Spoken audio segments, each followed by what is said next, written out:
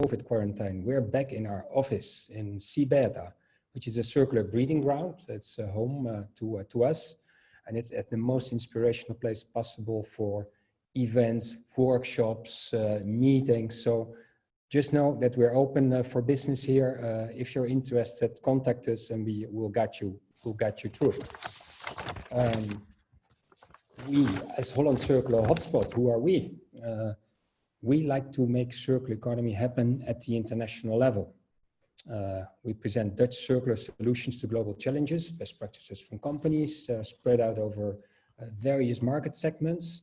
We share the insights and tools from knowledge institutes, and we share the lessons learned the hard way from governments, both national and local. And we hope that by accelerating circular economy over the globe, we can contribute to the societal goals, not as a cost, but as a business model. And of course, the power is that there is a team behind Holland Circular Hotspot. Now you see me, but this is all a collaborative effort.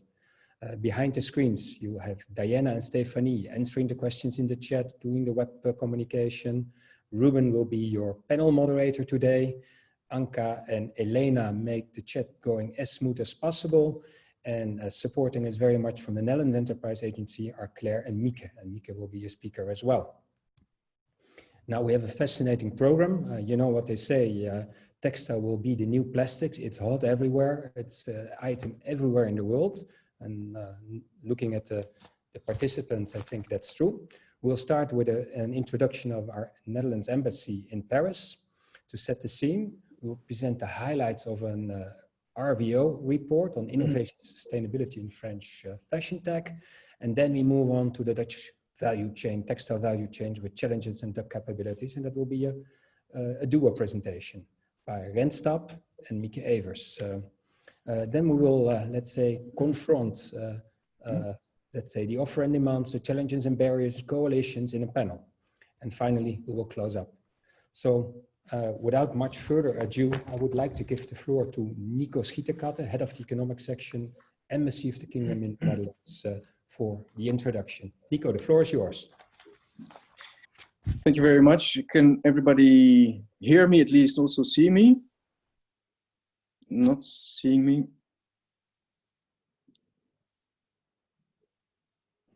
We can see you on the screen, Nico. Yes, okay. Yes, I see a yes. Okay. Thank you very much. Good afternoon, everybody. Thank you very much, Freek, for your introduction. I am delighted that Holland Circular Hotspots launched this initiative for this webinar and is hosting this webinar. It was a great partnership also to do this together. Now, circularity is very much in fashion right now, and I think it's the appropriate terminology to use for this particular webinar. I would like to thank you all for being here. Today we have three distinguished speakers from France and the Netherlands, whom I would like to welcome in particular. The fact that you are here to share your expertise with this audience is another step towards ever more fruitful collaboration. Now, we are experiencing a health crisis, which also puts more focus on the climate challenges we are facing. And yes, there are already clear signs that this lockdown period we've been going through so far has made us even more aware of the fundamental changes, societal, industrial, and also personal, that are needed to move away from a linear system to a more circular economy. Our governments in the Netherlands and in France focus on a green recovery strategy, also outlined in the European Green Deal and the Circular Economy Action Plan. Now, we are all aware of the sustainability and footprint challenges in the fashion sector. The textiles industry is a top priority value chain that needs to speed up circular transition. At the same time, it is my strong conviction that ecology and economy go hand in hand. In order to recover from the crisis, fashion companies will have to become more sustainable and circular to adapt to changing consumer demands and comply with upcoming regulations. At the same time, cutting-edge research in, for instance, new materials and innovative circular business models show that we're moving forward and making progress. At the Embassy of the Netherlands in France, we are very committed to this transition to a circular fashion system through policy dialogues, supporting research and business development, and so on. Did you know that any Dutch entrepreneur or researcher can contact us with questions about the French fashion sector? We count on an extensive network of French contacts and strategic partners who can make a difference. We also follow the latest news and developments in the sector. So if you're looking for science, technology, innovation partner, business, investments, or sector information or relevant events, our team can help you out. For example, a very important upcoming event is the Erasmus Descartes Conference, our yearly Franco-Dutch conference, which will be organized by us in the Lille region on the 20th of November. And if the health situation does not allow for an offline event, we will move it online, or maybe a combination of both. Why not? The topic will be sustainable fashion, sustainable materials. This is a great opportunity to hear experts from both countries discuss the latest innovations and to expand your own network. In parallel, we will be organizing an innovation mission related to this topic to Paris and Lille from the 18th to the 20th of November, focusing on research institutes, startups, and SMEs. More information will shortly be available online, but also at any time, please do not hesitate to contact us. Moreover, we do not only have an embassy in Paris, but also the Atelier Néerlandais, which is a great meeting place and a platform for the Dutch creative sector in Paris. We also have 2 regional offices, our Netherlands business support offices in Nantes and Lyon. Now, France is a big country with different relevant fashion clusters. Our next speaker, French fashion expert Alice Gras, whom I appreciate enormously, will go into the details about the different clusters, developments, and opportunities here in France. So let me give the virtual floor to Alice, and let me thank you for your attention, and please do not hesitate to contact us at the embassy if you're looking forward to expand your business or research opportunities in France. And obviously, I will be available for further questions during the panel discussion as well. Thank you. Thank you, Nico, for your words of introduction. And as you already said, we would like to give the floor to Alice Gras to the deepening session. And we're dying to hear what you're having to tell us. Ali, the floor is yours. Please share. Hello. Can you hear me? We can hear you, Alice. Perfect.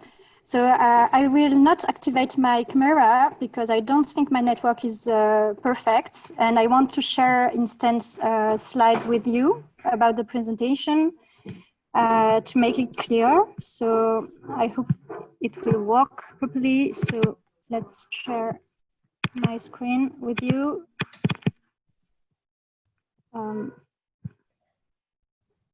Yes, we can see your screen. Okay, nice. I try to put it, the diaporama. Okay, is that fine? That's fine. Okay, so yes, we see your perfect. Good luck. So yeah, thank you. So innovation and sustainability in French fashion tech opportunities is the title of a study conducted since November 2018 under the direction of the embassy.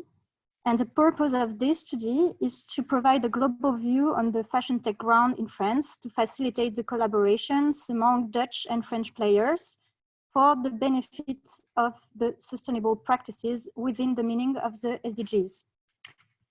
So I'm Alice, I'm an entrepreneur, I'm the CEO of Haute Couture, and I'm a consultant. And I have written this study with Claire Elio. She's a designer, researcher, and specialized in smart textiles. And we are both members of La Fashion Tech Association, which provide us a good view on the fashion tech ground in France. So the study is divided in 5 parts. So the first one is focusing on the convergence of ecological and economical sustainability in fashion. The second one is about the French fashion innovation landscape, describing the different layers of players. Then the third part is dedicated to fashion and scientific research. And the fourth on the new technologies to innovate with a different example. And finally, the last part is dedicated to the opportunity for strategic cooperation in sustainable fashion tech among both countries. So how the digital revolution has disrupted the French fashion industry and response digital and bring to the fashion industry related unbearable problems. Our study is focused on. Today we will be on the second one. So quickly about what we mean by fashion tech. So actually, fashion tech defined as any innovation which can find application in fashion sectors. The French fashion tech movement has started with the first wearables and smart textiles, and now technological innovations adapted to fashion are assimilated to the fashion tech movement, including innovation for the retail part. So quickly, here are the main dynamic innovative sectors with application in fashion that we have listed in the study. So the first one is the 3D printing, and this creates new shape for the use of new composite materials, the biofabrication, immersive technologies, virtual fitting and sizing, artificial intelligence, CAD 3D, blockchain, robotics, wearables. And the question is how those innovations can address the ecological issues fashion is facing. So what are those problems? They are mostly pollution, pressure on raw materials, and waste. And actually the fashion players realize in France that they are facing a crisis as well as the citizens. So the problems mentioned before are related to the consuming habits with the washing frequency, fast fashion habits, the end of life management. It is also related to the manufacturing process with pesticides, chemistry, etc., and the logistics, transportation, stock management, burns of unsold products. It is also, as Nico just said, related to the pressure on raw materials, and this is related to the choice we make to conceive, of course, the clothes and fabrics. And it is also the waste is also related, of course, to the volume-based business model. So the question is how the players will address those problems. And many different players are currently trying to find new solutions. And they also try to find solutions in the fashion tech sector. So French fashion players and consumers are all oriented toward finding solutions through different kind of actions, not automatically through the high tech, but also reconnecting with local fibers and small quantities models. So we can say that in France, we are in a period of experimentation. So the first part of the report is mostly a presentation of the organizations that are leading change toward more ecological fashion. So what is interesting is that so we just identified several causes of the problems, pollution problems of the fashion sectors. And what is interesting is how fashion tech is addressing or looking to address those problems. And as Nico has mentioned, it is true that as soon as the economic argument is on the side of the most polluting systems, it seems very difficult to operate mass shifts. And one thing fashion tech is contributing is to change the idea of a systematic opposition among both economical and ecological objectives. For instance, famous players such as Stella McCartney are seeking solutions into fashion tech ecosystem to improve the environmental footprints. And once globally, once the excitement for digital startup in itself passed, we can observe a reorientation of innovation toward achieving the SDGs.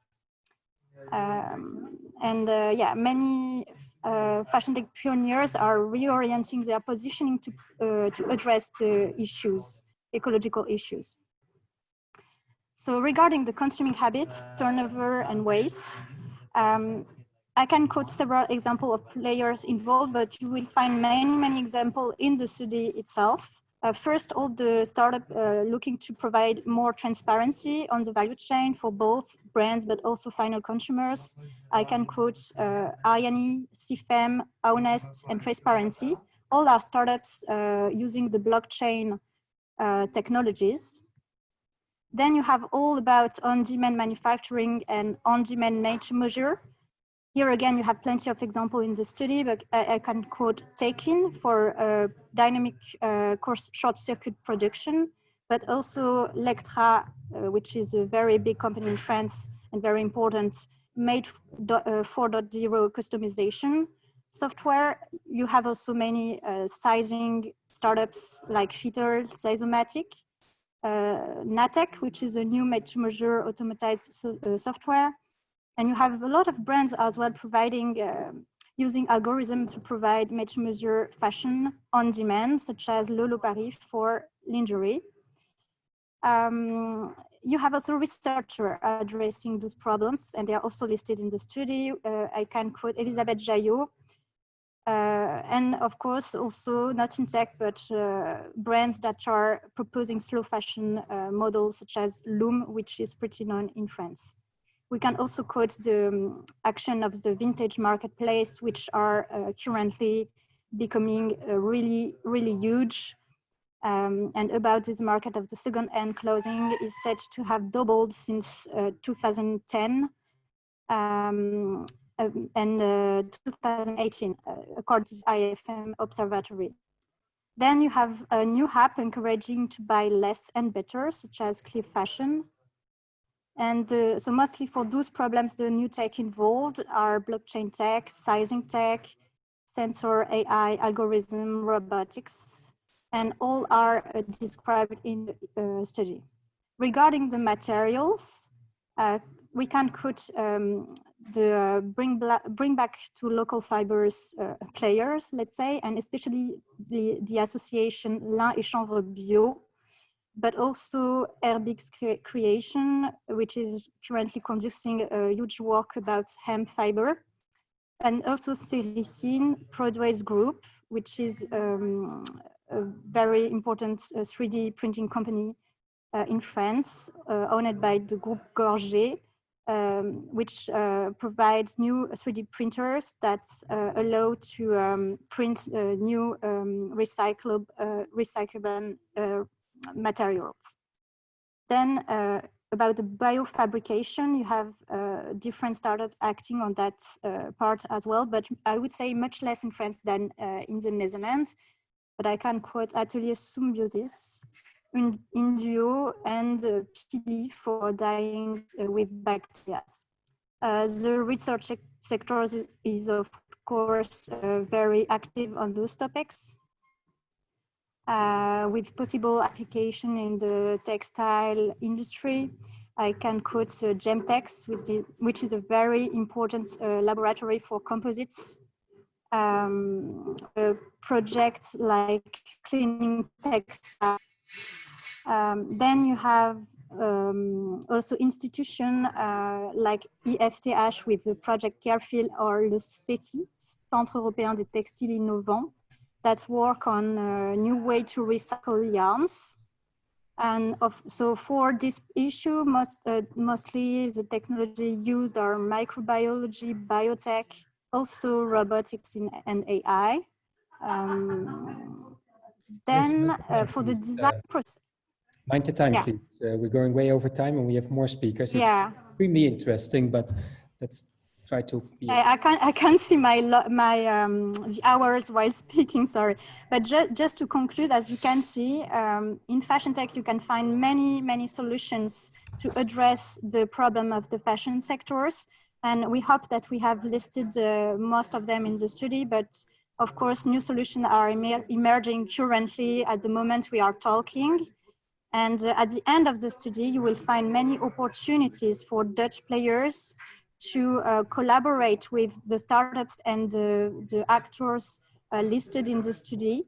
And there are plenty of strategies that you can adopt to combine your competences with the French fashion players working on those issues.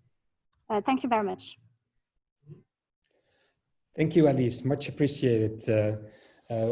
We heard you speaking about the French perspective, challenges, multi-stakeholder nature of the game, materials, design, logistics, transparency, and you refer to actual examples on the French market. So that's very interesting. Looking forward to the panel. But to have a really good panel, we have to see the other perspectives come from the Netherlands. And for that, we have two speakers, Rens Stap and Mieke Evers. And I would like to start with Rens. Rens, can you take the floor, please? Yeah, thank you for inviting me.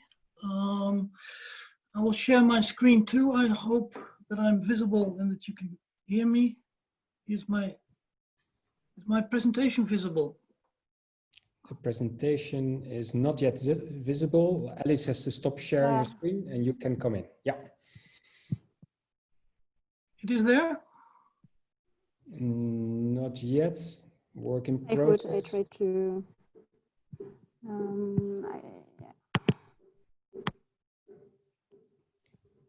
Sorry, I can't find how to exit the sharing of the screen.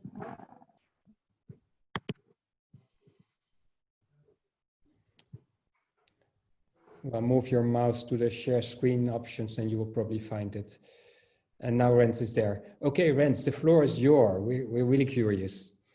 Okay, well, again, thank you for having me and welcome everybody. We will have two short presentations, one from me, one from Mieke.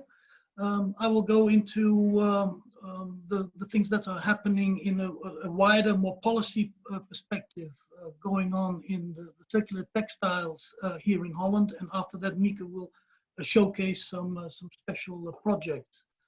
I work with Modint, the Association of the Dutch Clothing and Textiles Manufacturers, based in Zeist near Utrecht, for a lot of years.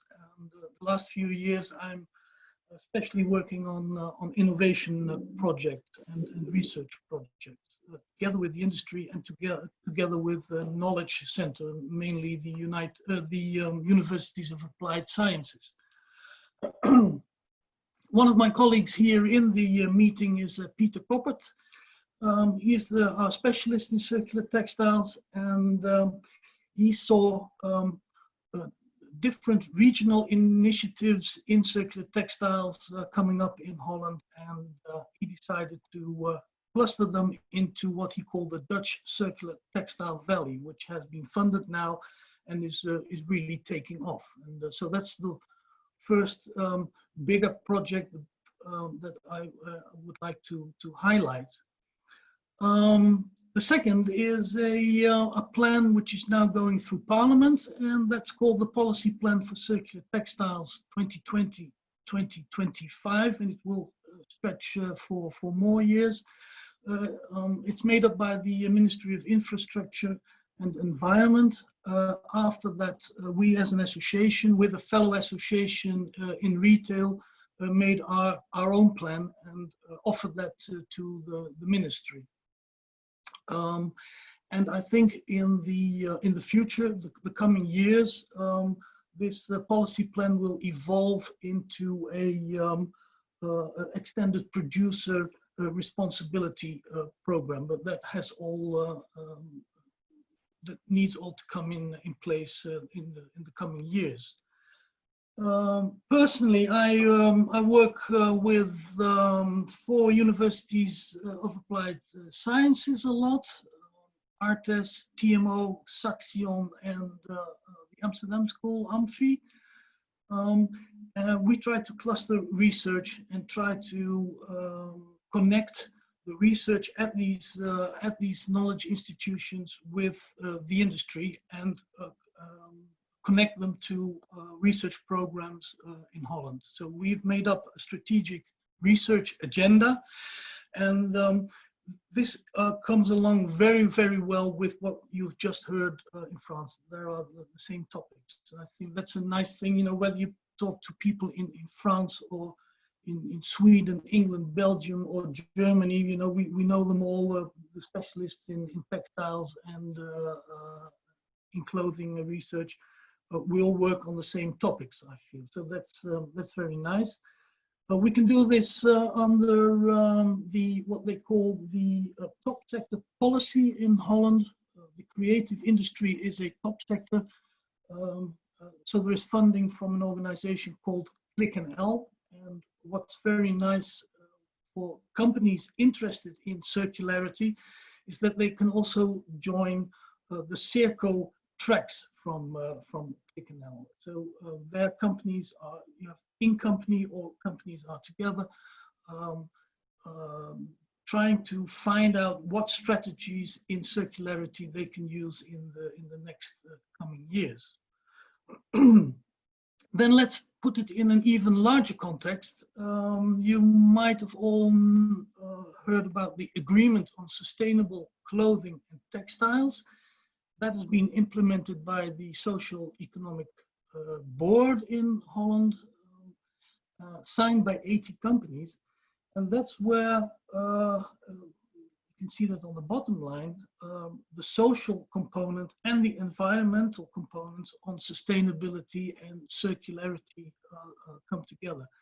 And we would love to see all these programs that you see on this page connected into what we call the Textiles Pact, because then we find that we really have influence, that we will really have an impact. And then we want to go further.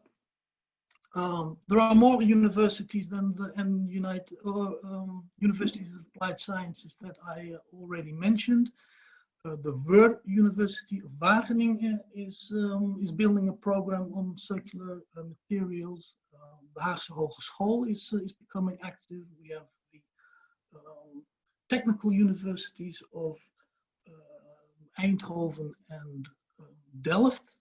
So we're expanding our field and trying to connect all these programs, and then also connect them to the policies of the governments, like the regional programs, perspective programs. They're called smart industry programs. Well, you know all these beautiful words, but we hope to get really some things going there.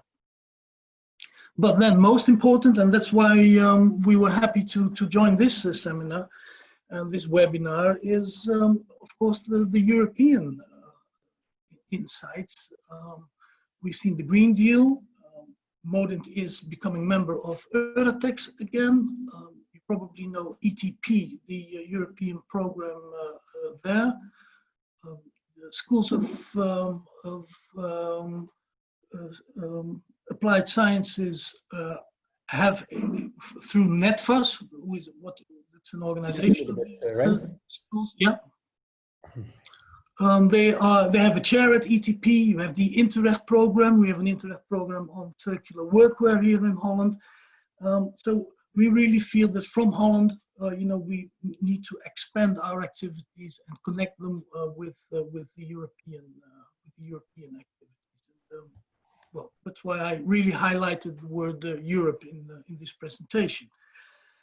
Then, to conclude, what are circular textiles? Well, we don't know. We need a lot of more facts, more research, more definitions. So we are very glad that on June 25, we can present the Dutch Technical Advice, as it's called, from NEN, the Dutch Normalization Institute, and we worked with them on it. which is a presentation of the definition of circular textiles. And so if you can join that, we would be very delighted to see you there. It's powered by ClickNL. Ultimately, the money comes from RVO, the organization where Mieke Evers works. So maybe that's a nice yes to her presentation. Thank you very much. Can I now share my screen? Yes, you can.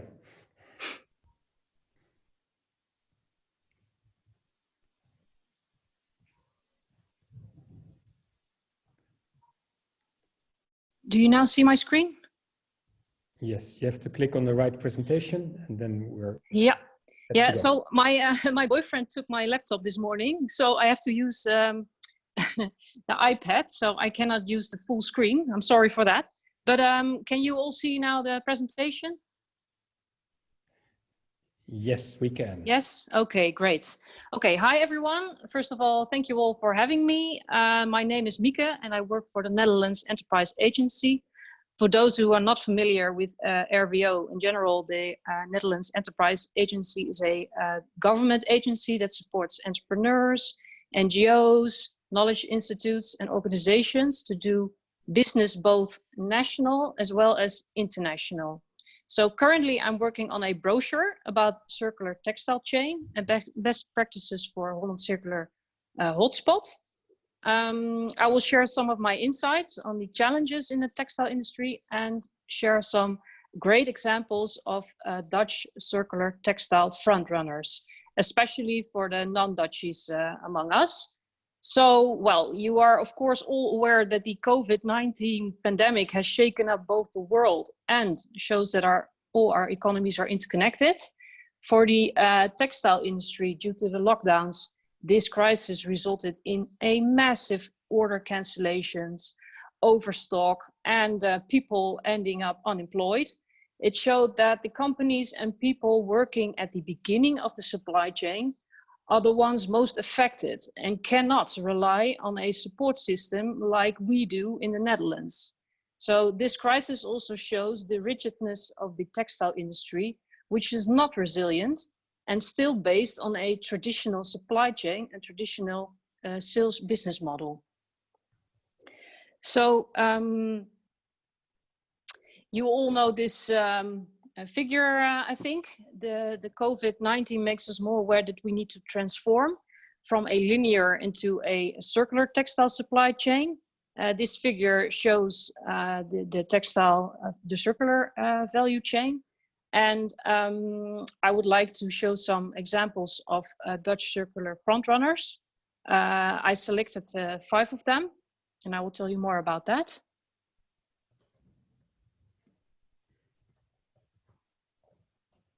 These are all the examples. And these are the 5 that I would like to tell you a little bit more about.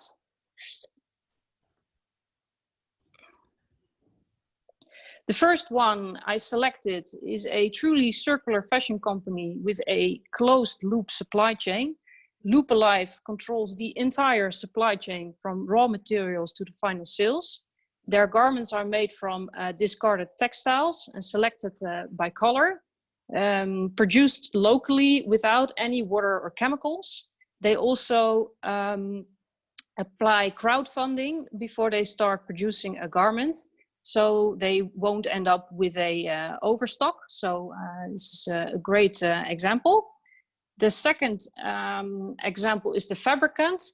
I came across this company through a webinar from Fashion for Good. I would recommend to watch that webinar, which is about taking fashion online on May 12th. So you can watch that back.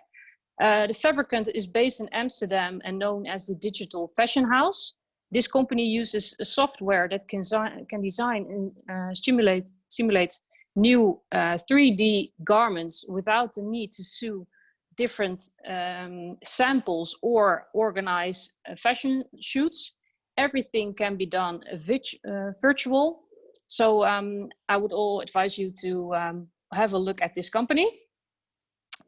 The third example, I also find a very nice company that is based in Groningen.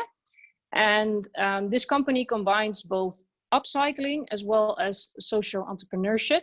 So the idea is that people that own a shirt and no longer wear it, they send it to Van Hully. And Van Hully, they have women that have a disadvantage to the labor market.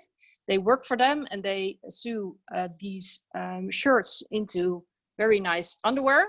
And on top of that, these women have the chance to get an education, ROC, to have a diploma so that they have more chances on the labor market. So I find that a very good example of combining upcycling and social entrepreneurship. And then we have Dutch Spirit. Dutch Spirit is a company that has a circular business model. And I think circular business models are really the way to go. They have a suit as a service. So they produce themselves very nice, sustainable suits for men and women. And you have the opportunity to rent it as a suit. And then if you're done wearing it, someone else can wear the suit, or they recycle it into new garments, or for example, into these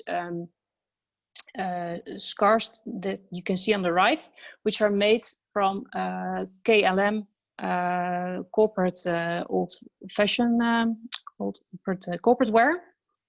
And the last example, which I also find very interesting, is Schijvens. Schijvens is a corporate fashion company doing very well at the moment, because they recently launched a new collection for the Albert Heijn. Albert Heijn is one of the biggest supermarkets in the Netherlands, and they are going to produce 1 million garments for Albert Heijn, so that all their workers wear circular clothing. This clothing is made from previous Albert Heijn clothes, but also added with PET plastics and other organic fibers. So I think the Schijvens is really a good example of that it is possible to scale up circular fashion. And finally, I would like to thank you all for your attention. And I would say, please follow Holland Circular Hotspot on social media for updates.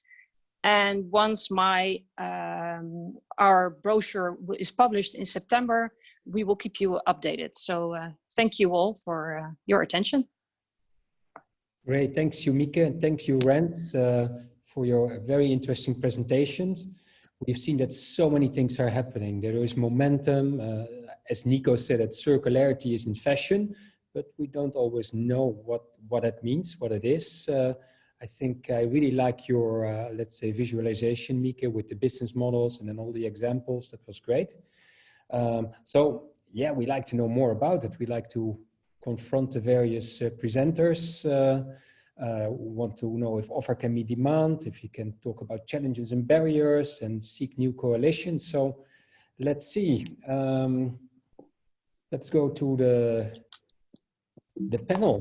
And the panel is presented by my dear colleague, Ruben Dubelaar. Ruben, can I give you the floor, please? Yeah, thanks a lot, Freek. Well, great to digitally see everyone. My name is Ruben. I've been actively involved with Holland Circular Hotspot for quite some years already. Great to have this discussion.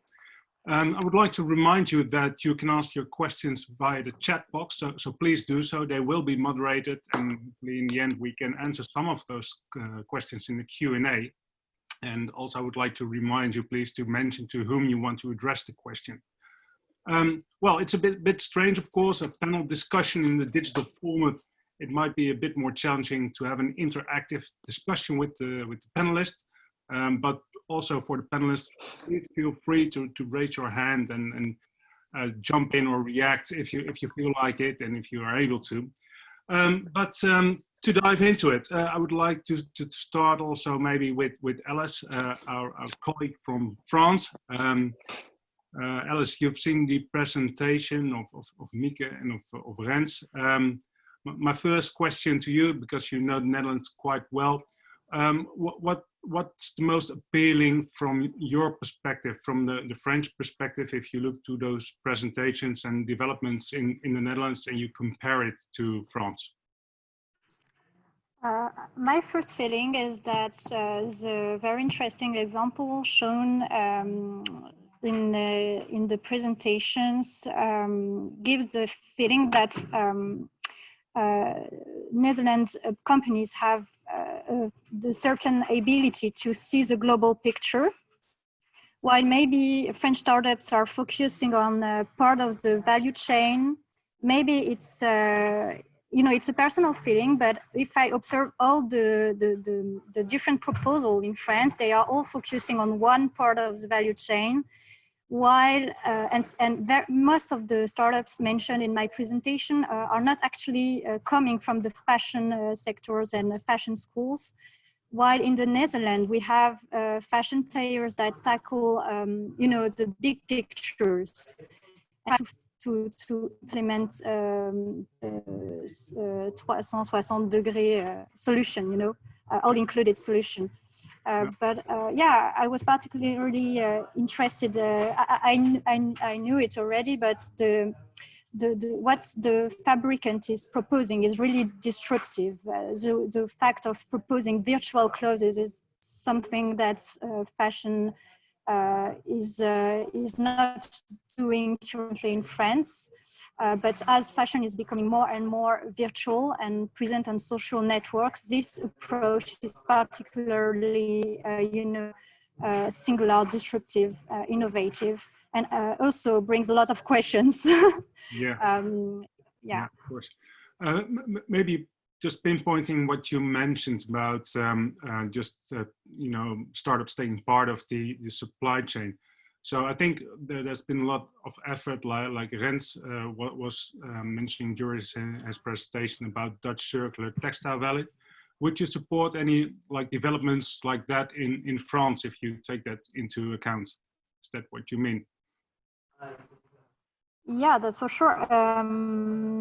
Actually, in France, maybe it wasn't clear, and yeah, it's not really because I didn't have enough to do everything. But France, we are mostly organized in regional clusters, and we have specialties in different clusters. For instance, in Région Rhône-Alpes, we have very interesting center named Ectera, which focus on cool textiles. It's hard for them to fashion sector. I think is really segmented. And the presentation of Mike is showing that there are direct links that we can make to get this especially European call for projects. And so I think this is something we should really consider how we can create connection to markets through call for projects or especially for big players. Yeah. All right, Alice. Well, thanks. I have to say that the connection is a bit wobbly, but I think we get overall. I can't hear you correctly. Thank you for that. Just one more question, because during your presentation, you were finally coming to the end where you would highlight, I think, also some of the opportunities for collaboration, which is mentioned in your report. So I guess people really want to know all the ins and outs, and details have to go into the report. But maybe you can give us a few teasers. What was the outcome, and maybe mention two of the elements that you would think would be relevant also for the audience before we move to the next panelist in about 1 minute. So if you maybe briefly can highlight those elements from your report where you say, okay, that's the opportunity for collaboration between the Netherlands and France. Okay, so first, there are plenty of combinations of the varied technologies process mentioned in the report. and boards to be created. The fashion brands, they are looking for adding new functionalities to their product, more sense, and they are sourcing innovative materials. And I understand that you are really focused on those topics. The brands, they have different strategies that you can, look at. They invest in capital. They also create partnership with technology companies. They create accelerators and awards. Plenty of labs and foundations are also emerging on those topics. And they are, most of the time, they are open to foreign projects. Then you can, they operate as well patent acquisitions like LVMH, which acquired Navia's patent for biopolymer, oyster shell for 3D printing filaments. Then they create also, limited editions to test new technologies like high-tech accessories, for instance. You also have, of course, national public institutions and organizations that are encouraging the ecological transitions through different call for projects. I have mentioned EcoTLC. I encourage you to look at their website because they encourage through price the businesses to innovate in this direction. And it can be a good source of information for collaborations. And you also have many acceleration and incubation programs and call for projects dedicated to fashion that are also open to innovative projects, foreign innovative projects. And obviously, to finish what we just mentioned, the European Union international call for projects.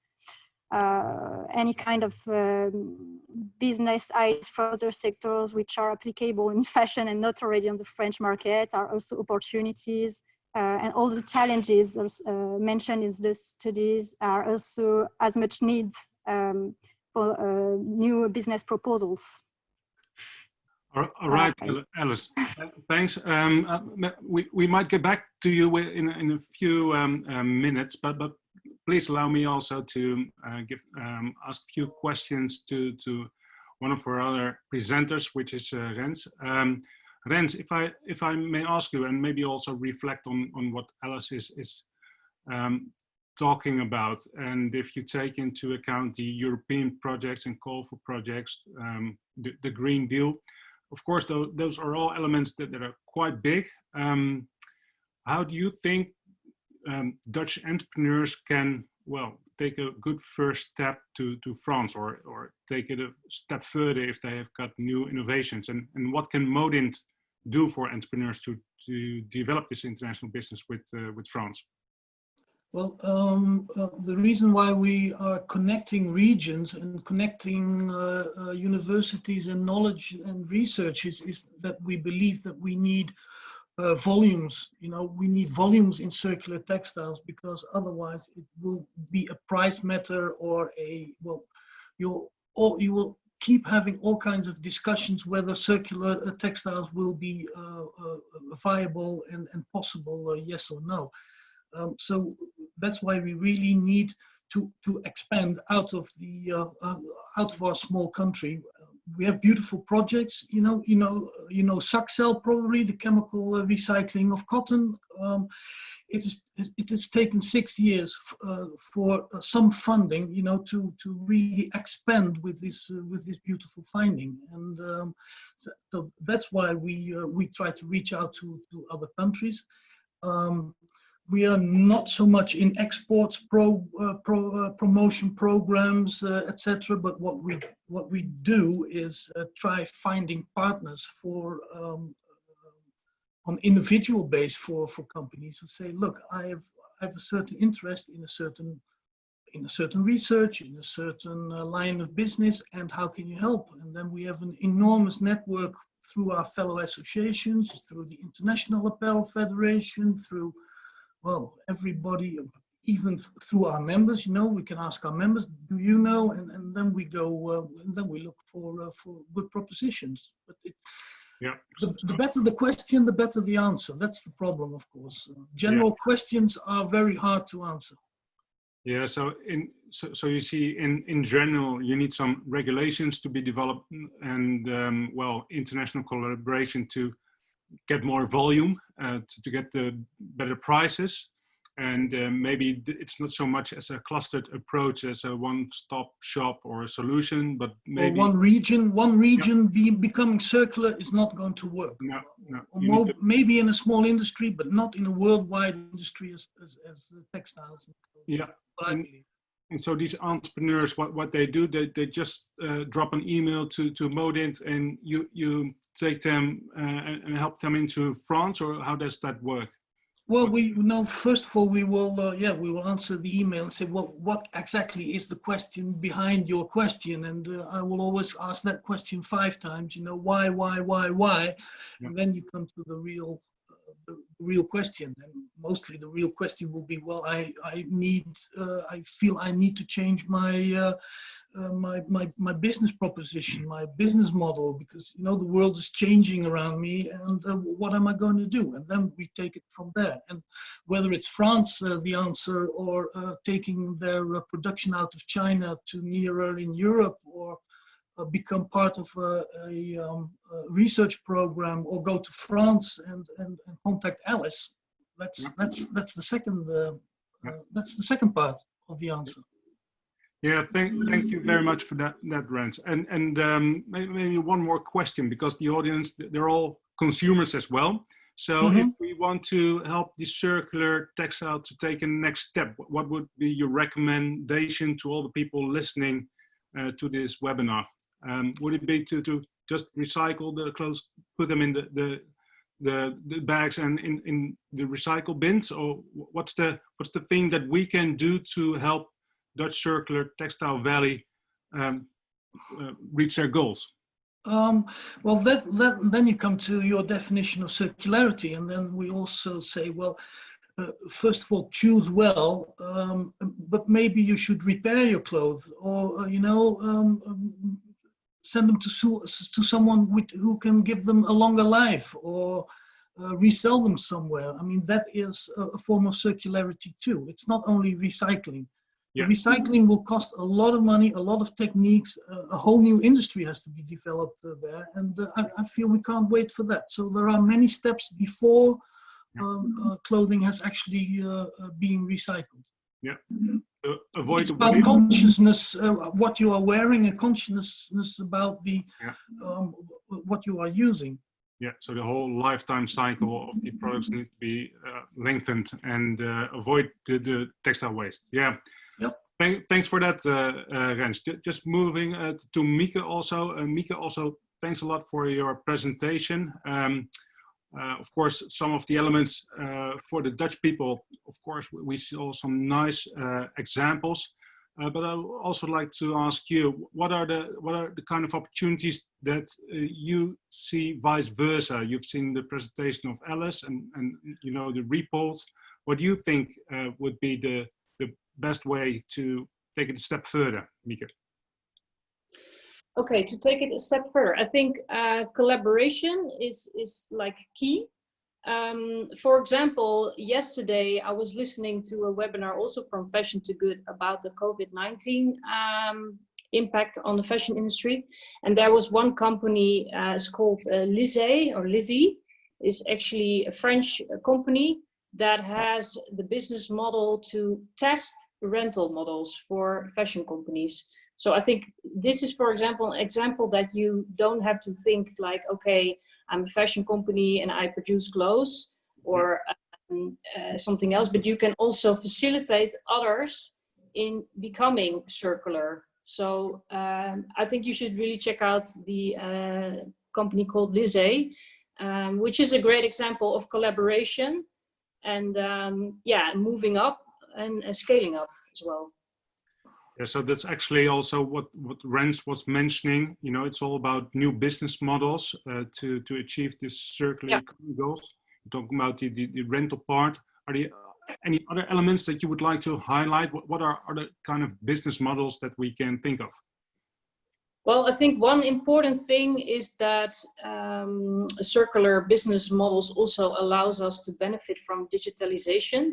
So if you, for example, think about the rental model, you can also collect the data on the wear and tears, on how the customer is using the garment. So I think you can apply this data at the beginning of the supply chain, at the design phase. So this is one example of a additional benefit from, for example, the rental model. Yeah, so also combine technologies to support the circular goals. Yeah. Okay, well, thanks. Let's also move a bit, because we're heading out of time, I see, also to Nico. Nico, thanks for this great introduction, and also, well, as co-initiator of this webinar. From people listening, there are a lot of regions. We talked about regions. You have business support offices in Lyon, in Nantes. How do they take a next step if they want support of the Netherlands Embassy in Paris? What's the entry point? Can you elaborate a bit on that?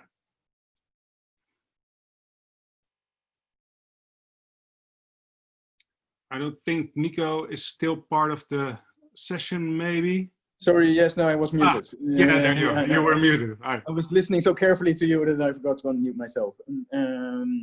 No, thank you very much for raising the question, because there are still a lot of our target groups, research organizations, companies, business, startups, scale-ups, tech developers who do not know what services we can provide and how you get to the people who can help.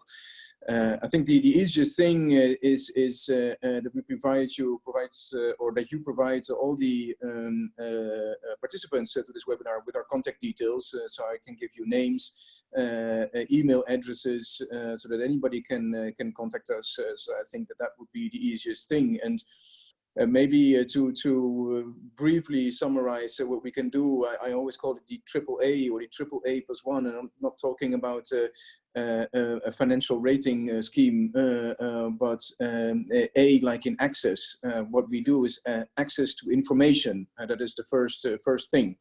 The information we can provide to everybody gives the opportunities for collaboration. We've heard it several times during this webinar. The collaboration which can lead into new business. So I think the message from our side also is: alone you might go far, together we go further. Yeah. And I think that was also a little bit the message from Rens. So we draft sector reports like the fashion tech report that Alice presented. The second A is from access is access to networks.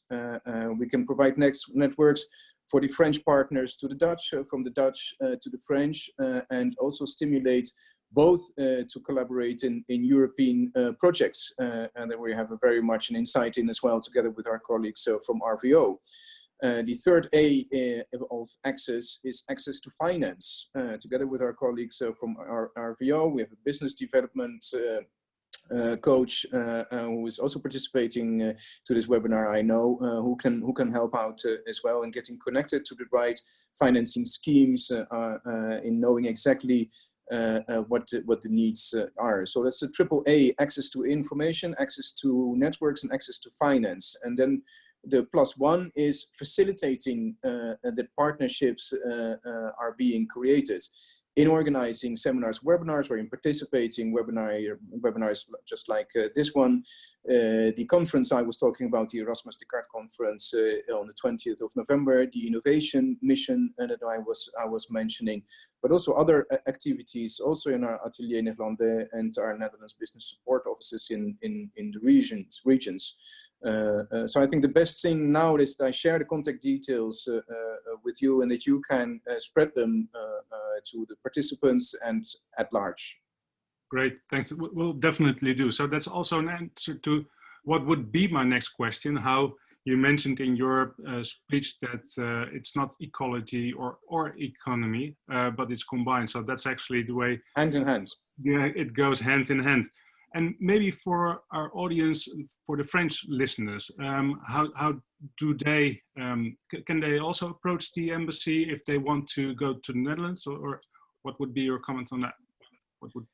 Exactly, that's also what we did, what we're doing. So we work both ways because partnerships is working in both directions. So that what we've been doing also for this the reports that Alice mentioned. We presented this report in Utrecht last year. It was in December. I think several of the participants to this webinar participated as well at that event. And we had representatives from Euro Materials. We had a representative from Textile that Alice mentioned from Lyon, other participants from Lille. And we also take French partners, our contacts to the Netherlands, for instance, with the Dutch Design Week or in other events, because you have to see the people, be it whether it's in France or in the Netherlands. You have to be in the ecosystem, you have to meet the people and to see them in their own environment. So we work both directions, and that's what works best. Great to hear. So if there are any French listeners that they have a great innovation that they want to see if they can collaborate with any Dutch companies, they can also go to the Dutch embassy. So thank you very much, Nico, for that part. Well, maybe let's see, and I would like to ask my colleague Elena if there are any questions that for the panel that we can discuss. Elena, can you break in, please? Yeah, hi, Ruben. Yes, there was some questions. There was some discussions in the chat, but not very active. Probably our presenters were very informative and to the point.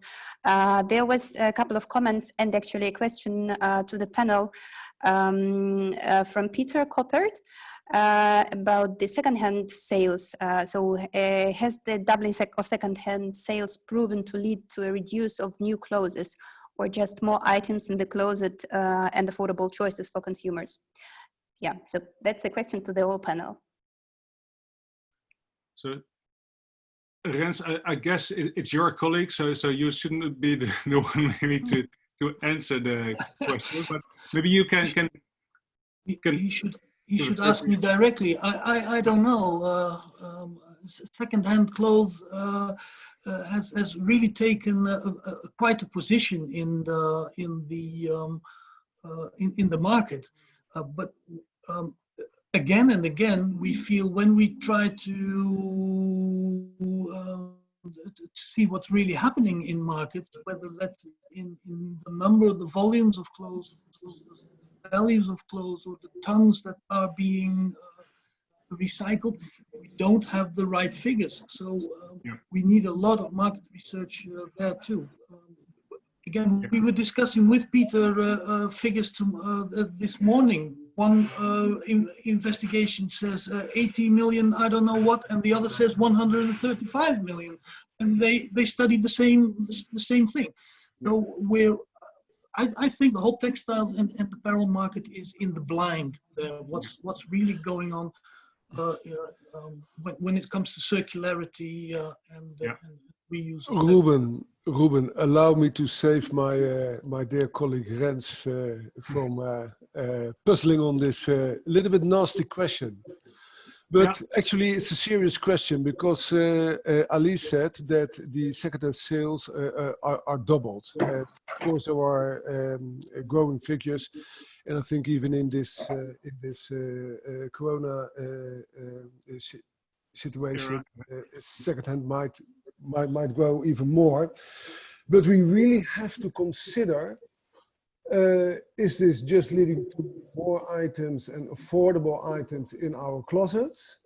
Or does it really replace the sales of new clothes, so the use of new virgin raw materials, which basically is one of the objectives of a circular economy? Yeah, thanks for elaborating a bit on that, Peter, because I think you're one of the specialists, of course.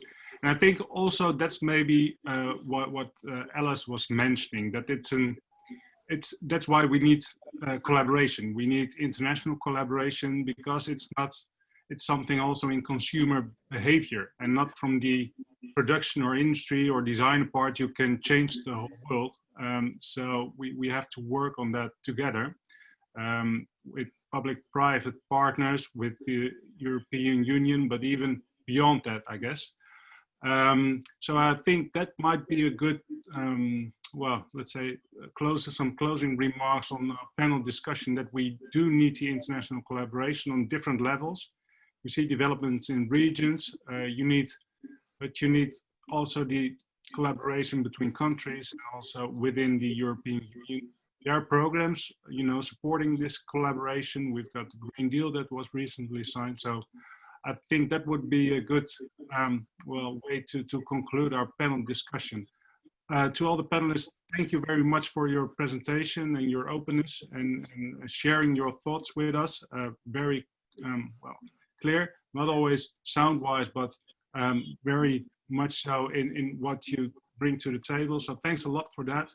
And I would like to give the floor back to Freek to do some of the closing remarks. So thank you very much all. Thank you, Ruben, and thank you, panel. Thank you, Nico. Thank you, Rens. Thank you, Elise. Thank you, Mika, for all your insights. For me, textile is the new plastics, and that's not really a compliment. That's actually a huge challenge, but also a huge opportunity for all of you around this webinar. We hope that we can give this online event a follow-up. And of course, we're referring to the November 20 event in Lille, the Erasmus Descartes Sustainable Fashion event, but maybe before, because if among you, there are people who are really saying, hey, we should pick this up, and we see coalitions, we've been inspired, we have ideas, let's let it known to us, and we can maybe have a smaller subgroup dedicated, working together towards November 20. From us, within 1 week, you will see something like the wrap-up of this event with the presentations. They have already been shared to the chat. Unanswered questions, we'll try to answer them as well. Please indicate us your desire for a follow-up. Indicate your background, your interests, and how you would like to be involved. If you want more background information on France, please go to the links, our France page with more facts and figures, useful circular economy, context, links, info, parameters. First, it has been a pleasure hosting this webinar. Maybe to conclude, I want to give the final floor to the embassy for the closing word. Nico? Thank you very much. I agree. It was a very, very interesting webinar. We all attend a lot of webinars, and this one lasted a little bit longer than planned, but it was because we had so much to exchange, and I think that's the final words. Let's keep on doing that. The call for action and the call for collaboration was clear in this webinar, and I think there are the different support structures and the experts available to get connected in taking the next steps. And we from the embassy are very much available with our network in taking these steps together with you. Thank you very much for the great initiative. Thank you all. Then this means the end of this webinar. Have a safe trip back home, but you're already home. See you soon virtually. Stay safe. Thank you. Bye-bye. Au revoir.